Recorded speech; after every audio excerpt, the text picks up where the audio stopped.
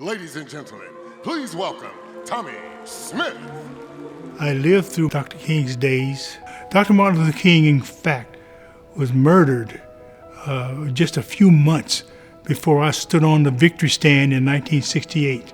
Amari Stoudemire. It just shows that everyone recognizes your work that you've put in from a foundational standpoint to an activism standpoint. It's great to be honored for that. Cheryl Miller. To be a part of this in a very, very tiny way, I'm grateful. Best way to describe it, I'm extremely grateful.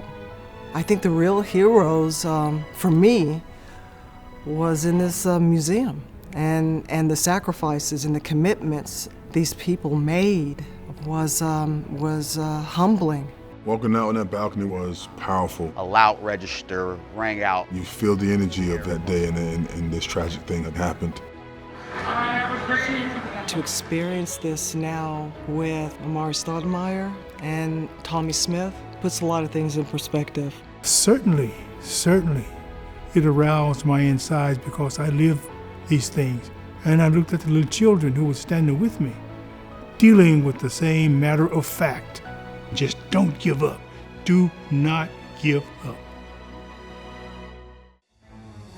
We owe it to this community to make this our home, for our families to embrace this community, because our community is going to embrace us. No matter what we've gone through and what we're going through, there's still another side. How do you get there is the question.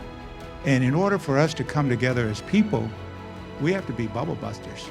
Good afternoon, everyone, and welcome to the 20th Annual Earl Lloyd Sports Legacy Symposium presented by the Hyde Family Foundation. Do you remember specific moments of being discriminated or marginalized because of your race as a young black woman? Never. I'm messing with you.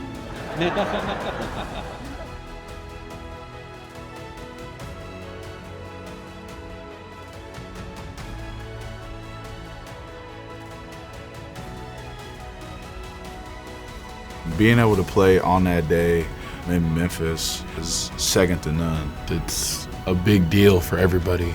Just going out there and playing hard is always the main thing, but just keeping the perspective that life could look a lot different if it wasn't for a lot of people who stepped up in your past before you were alive.